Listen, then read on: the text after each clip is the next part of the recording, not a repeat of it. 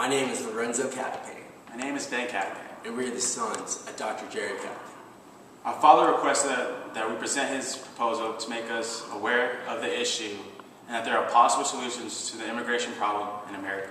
Please allow us to present Dr. Catapang's proposed solution to the United States immigration problem. Solution to the United States immigration problem by Dr. Gerry Catapang. Can the U.S. immigration problem be solved? Yes, it can be solved. I believe that.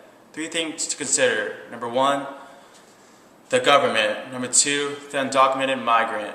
Number 3, the under-the-table employers. Let us explore. The problem.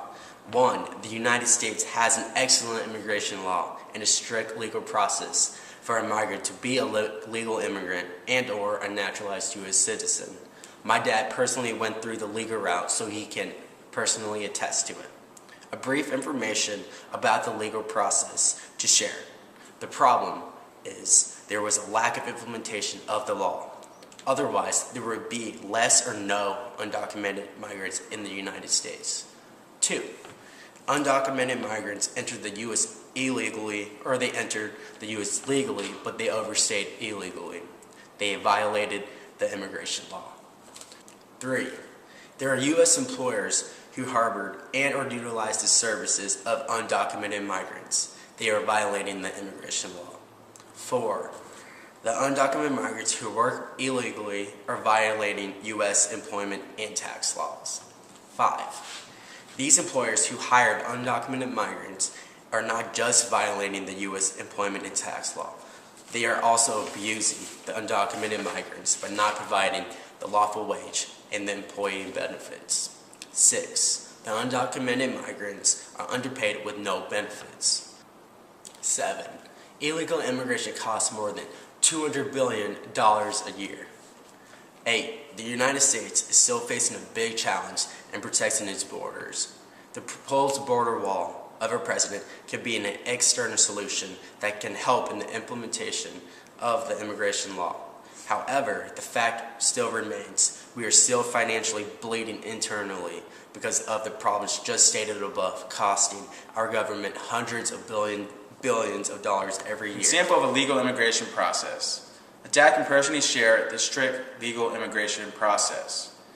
He went through the legal system from having a tourist visa to becoming a U.S. citizen. Tourist visa. It's not easy to get a tourist visa. The individual or family applying to visit the U.S. has to show all financial assets to prove a planned return to the home country should the visa be approved.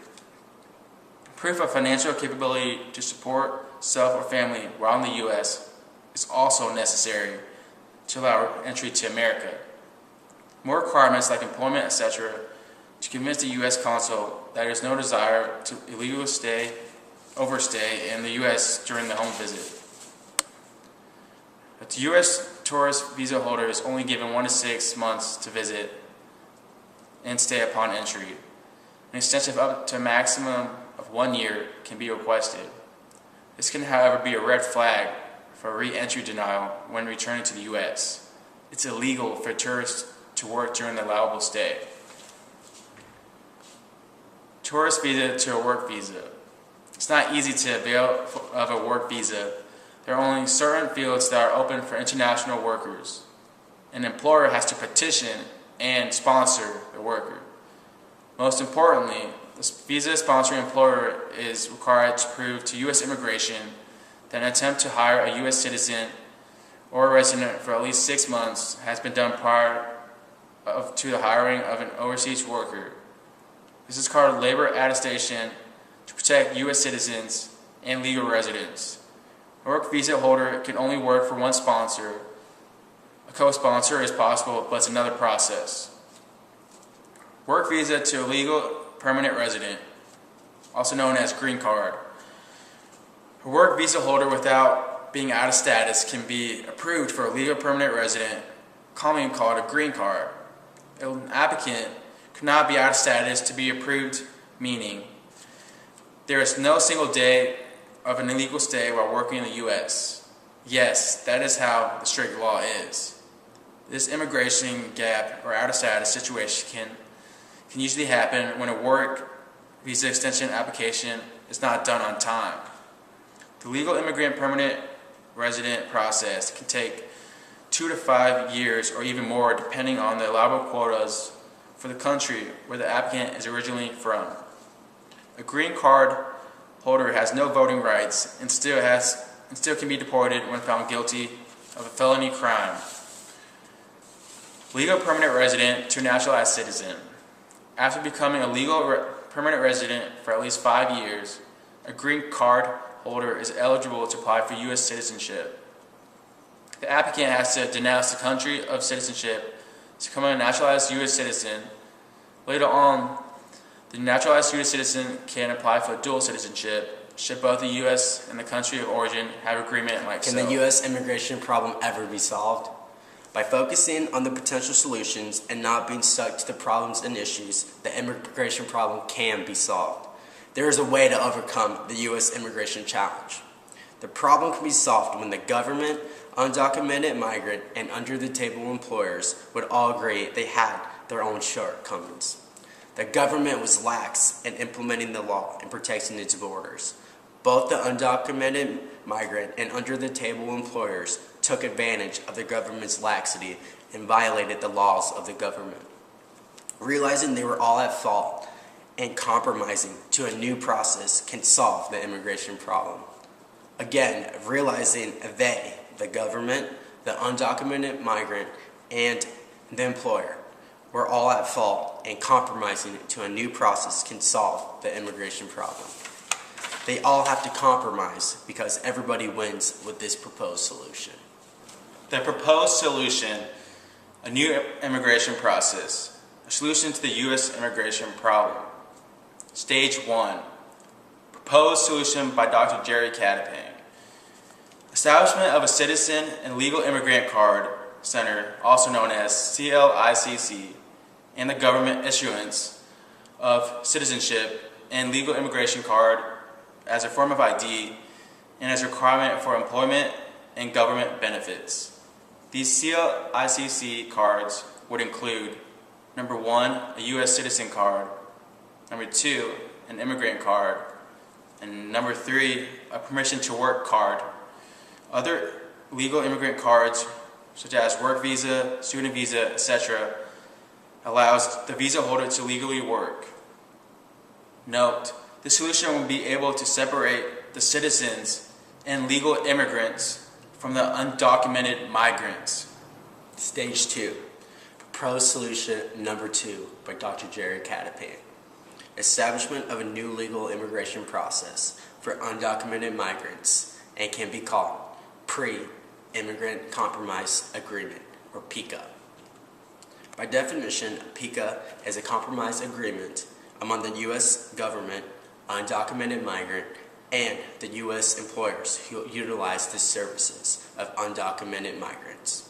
So here's how PICA works. Government announces, for example, a 6-month open enrollment for undocumented migrant to apply for an immigrant visa or a green card. Who can apply? 1. The legal age undocumented migrant for self. 2. A family member of a legal age for family. And 3. An employer of the undocumented migrant. PICA requirements and the compromise of undocumented migrant and employer. 1. The voluntary PICA application during the open enrollment. 2. Agrees to pay $500 PICA application fee. 3. Agrees to pay $7,500, and this fee can be called, for example, government inconvenience and burden fee, to qualify for an immigrant visa. Payments can be in loan to PICA up to a 5-year term. Is the ballpark $7,500 fee a fair cost? Yes, it is. It's the same ballpark figure that an undocumented migrant had to pay anyways for legal fees, and the lawyers have no guarantees to an approved immigrant visa. 4. Employer agrees to pay half of the fees should he apply for the undocumented migrant. 5. Should the undocumented migrant decide to go back home to their country during the PICA application process, he or she is eligible to have a 20% off For example, off the inconvenience and burden fee. The reasoning behind this is because some undocumented migrants are longing to see their families and return to their home country during the process of the application. The time duration and they are not in the U.S., the government is lowering the immigration problem expense, so it is a win-win for both sides. The government's compromise. 1 is to expedite the PICA application process not to exceed 2 years.